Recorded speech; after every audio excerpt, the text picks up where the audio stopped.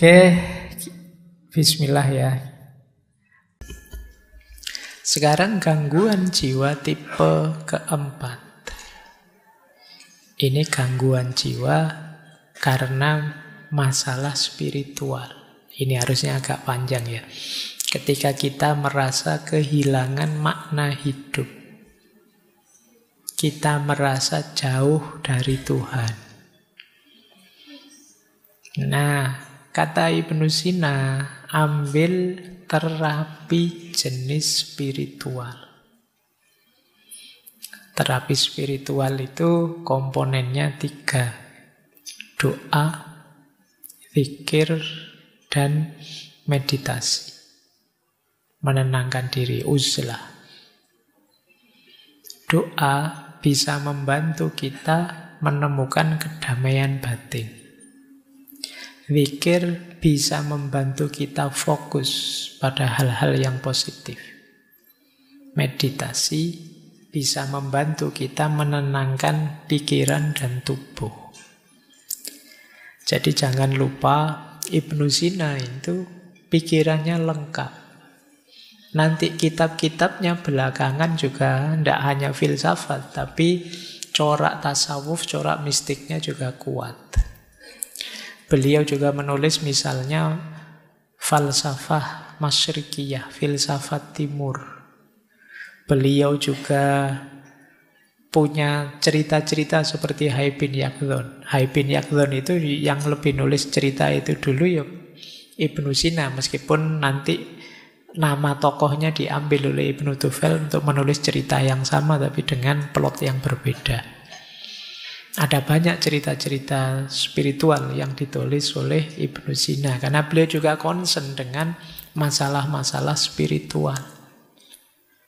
Bahkan di falsafah masyrik itu ya beliau melihat bahwa manusia itu ada secara spiritual, ada tipe abid, ada tipe zahid, ada tipe arif. Abid itu orang yang menghidupkan spiritualitasnya lewat jalur ibadah. Rajin sholat, rajin puasa, sedekah, dan lain sebagainya. Ini tipe abid. Ada tipe zahid. Tipe zahid itu seperti para sufi yang melakukan uzlah, takhollak bi ahlakillah, dan lain sebagainya. Ini tipe zahid. Menjauh dari godaan dunia, keramaian dunia, memantapkan diri hanya menuju Allah saja. Ini namanya tipe zahid. Kemudian yang terakhir tipe arif. Tipe arif itu orang yang sudah mengalami pencerahan. Orang yang sudah kasyaf, sudah ma'rifat, sudah ngerti hakikat segala sesuatu. Ini tipe arif. Ada abid, ada zahid, ada arif. Kalau kalian tipe apa? Abid kah? Sholatnya masih bolong-bolong Pak, tidak berani bilang abid. Zahid apalagi Pak.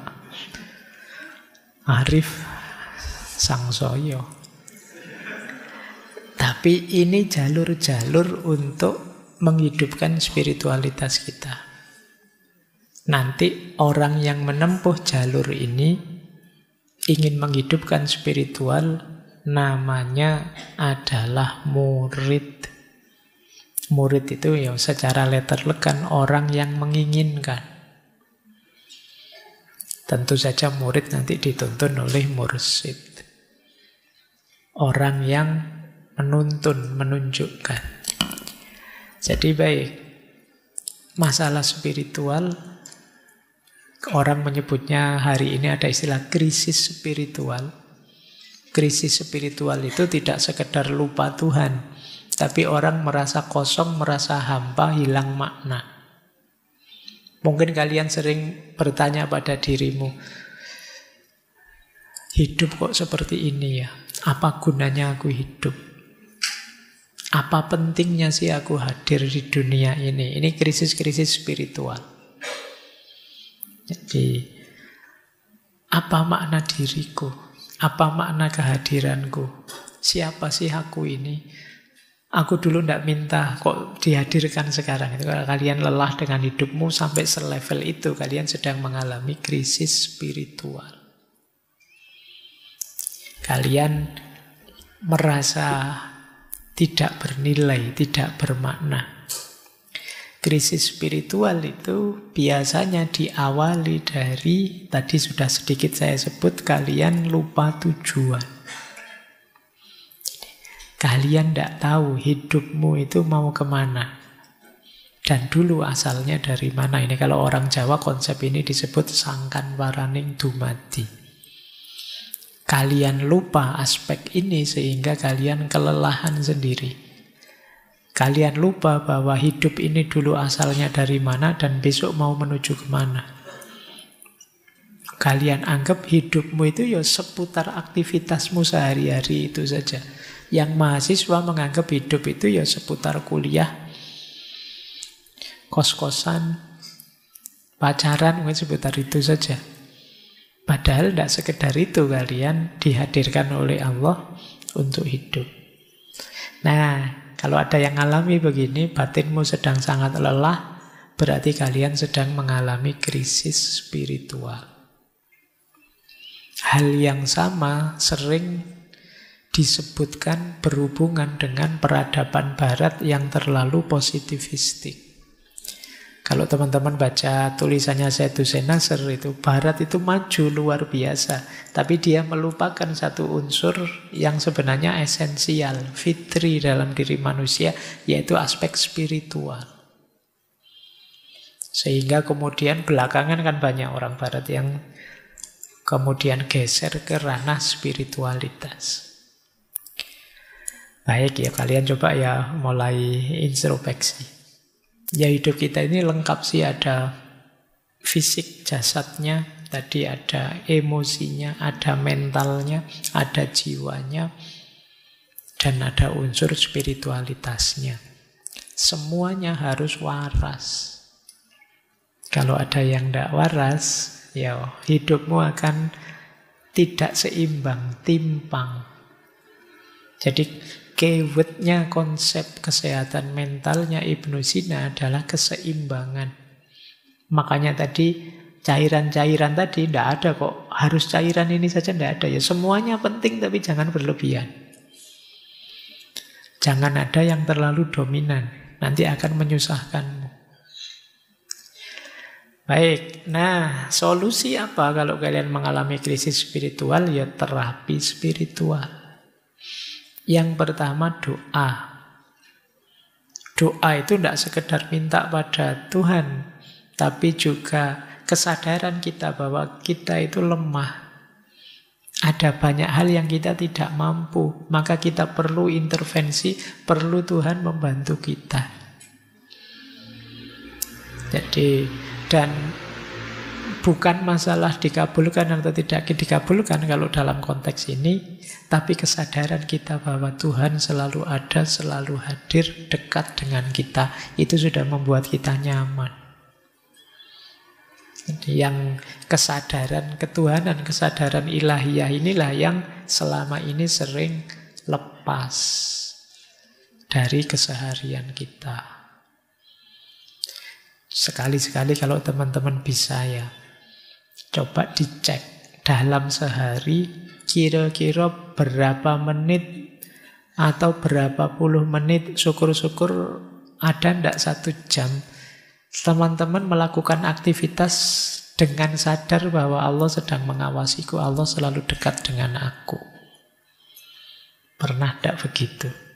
Mungkin sedang kuliah sih dengan dosen, saya kuliah kayak gini, ya Allah ngawasi loh ya saya. Nah itu pernah, kesadaran ini kira-kira berapa persen muncul dalam hidup kita? Wong kadang-kadang sholat saja tidak ada kesadaran itu kan juga. Padahal sholat itu momen ketika kita berhadapan-hadapan dengan Allah, tapi kesadaran itu juga tidak muncul. Kayak kita ngobrol dengan orang, tapi kita tidak peduli yang kita ajak ngobrol siapa. Ya untungnya Allah itu sangat sayang dengan kita. Baik, Oke ya, ini krisis spiritual. Selain doa juga ada zikir.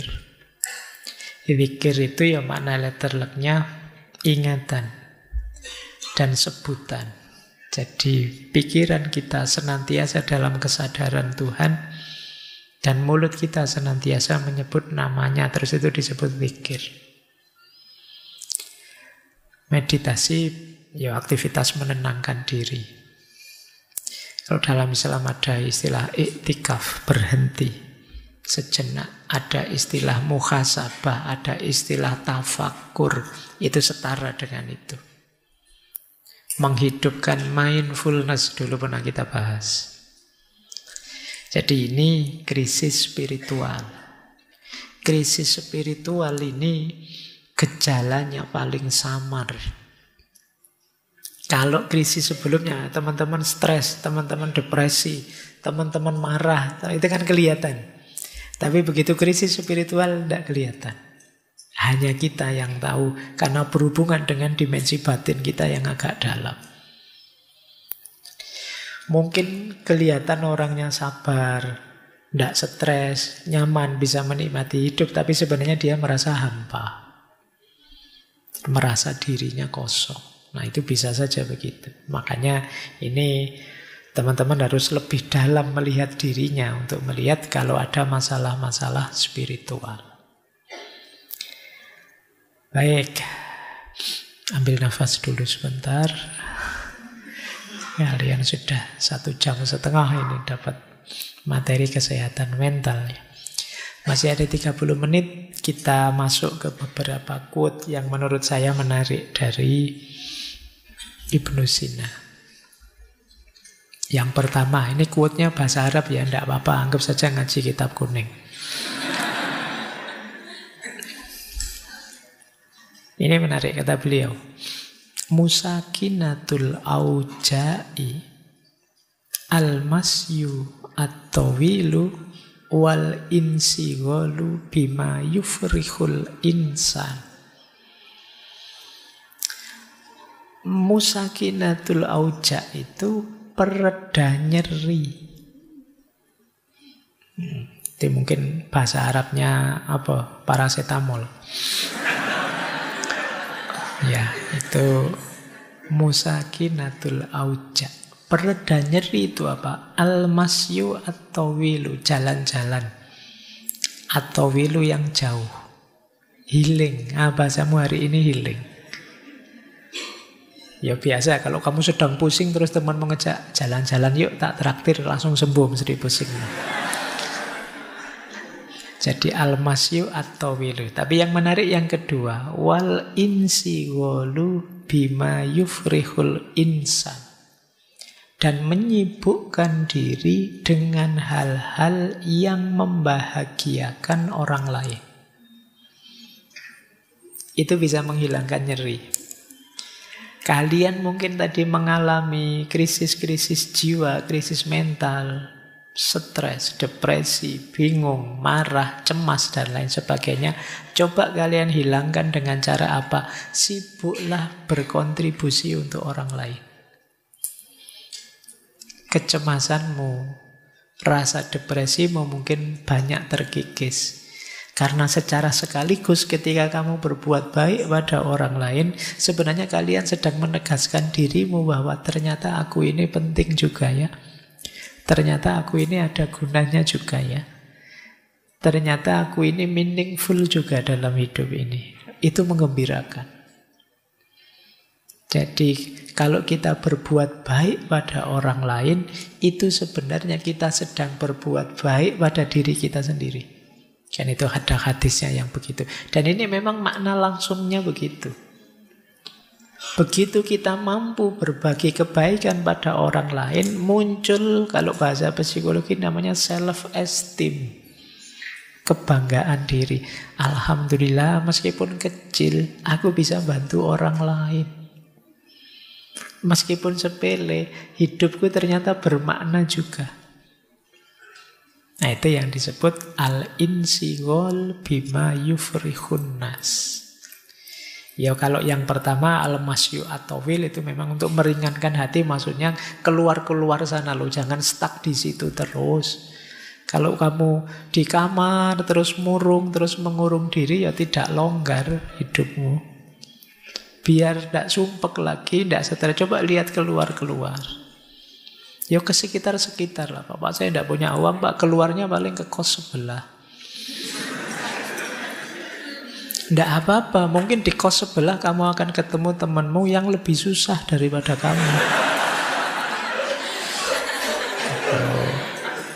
Itu kan kamu terus bersyukur, alhamdulillah. Nasibku jelek tapi ternyata ada yang lebih jelek. Gitu.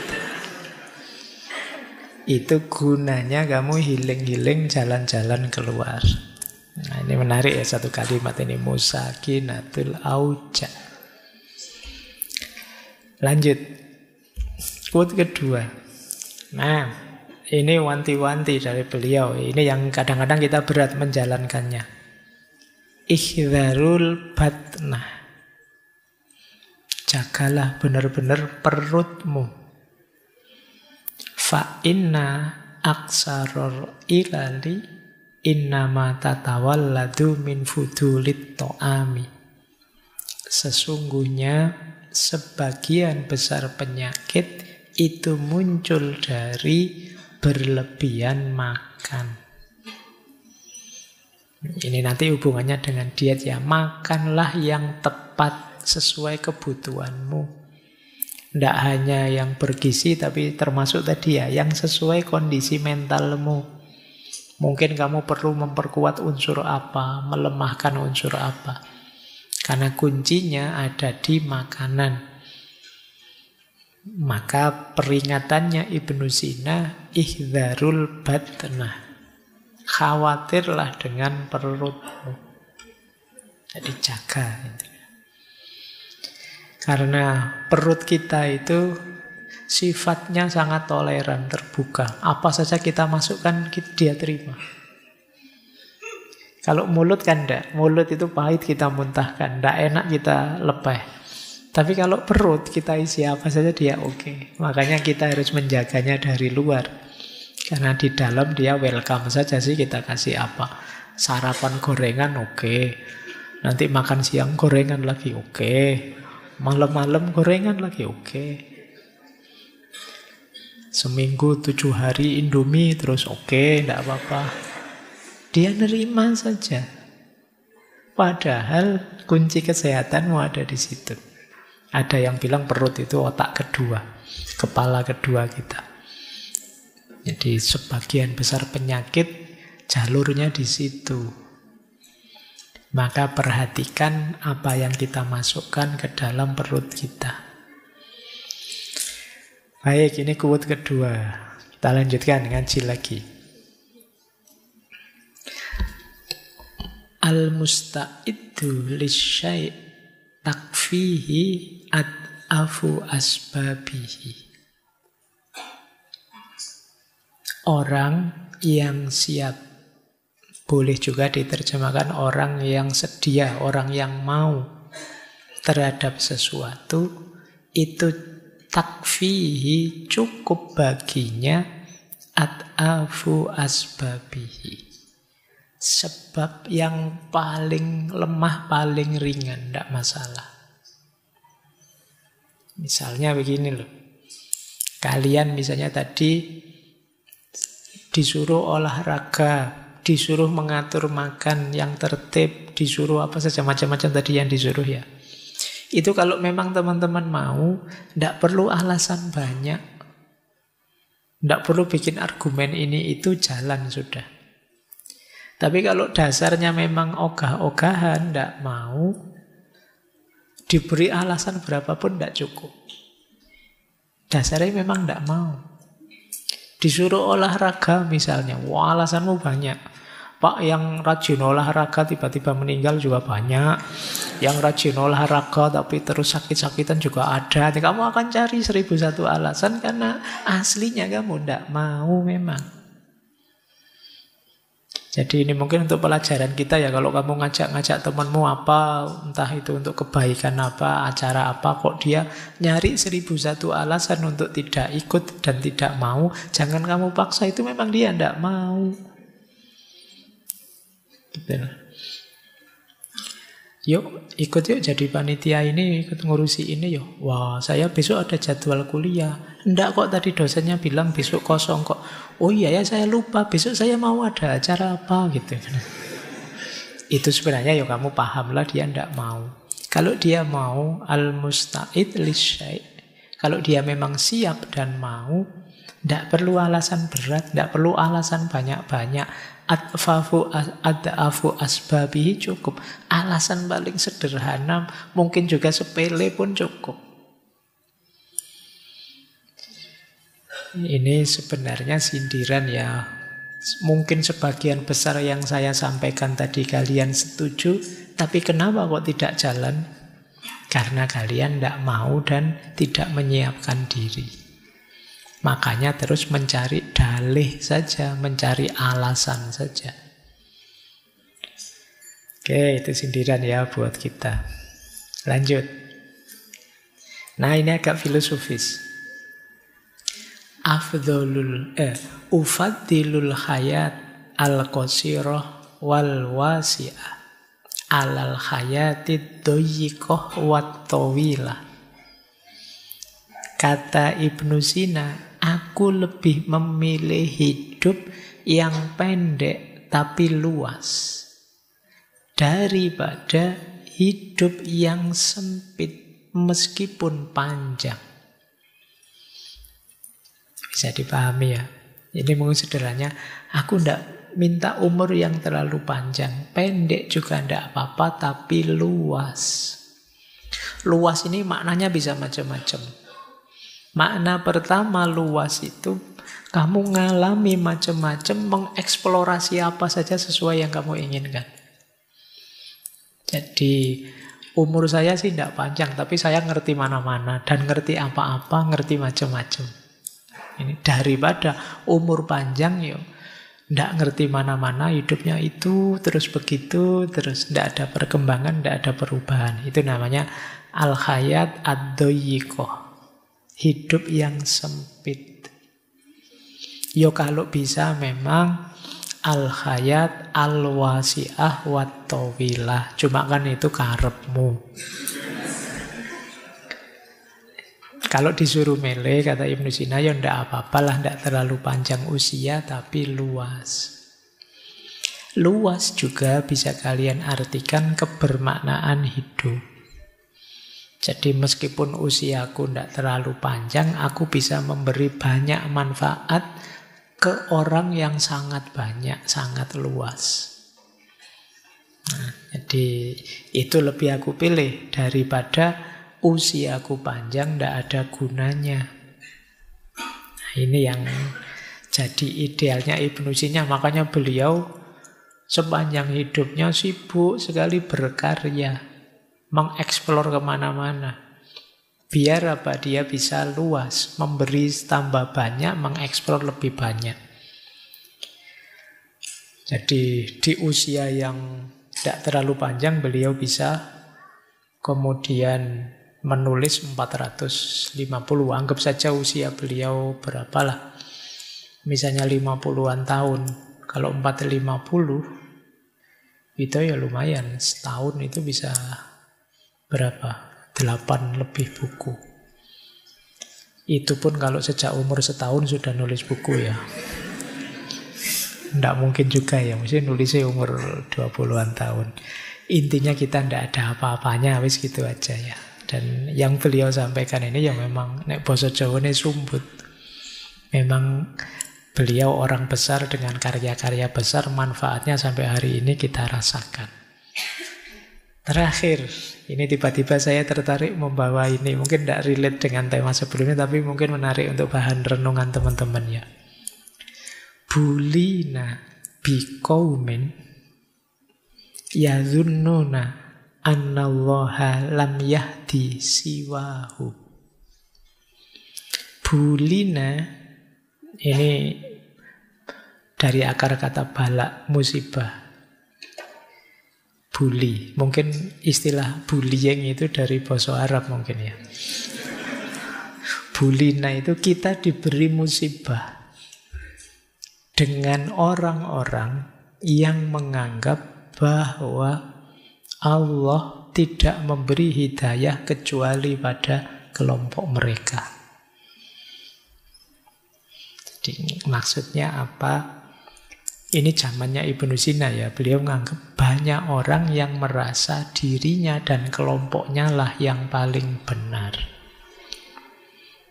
Kemudian kelompok yang merasa paling benar ini melakukan kezoliman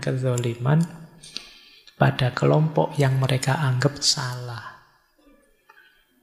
Itulah maka beliau pakai kalimat bulina. Kita diberi musibah dengan orang-orang seperti ini.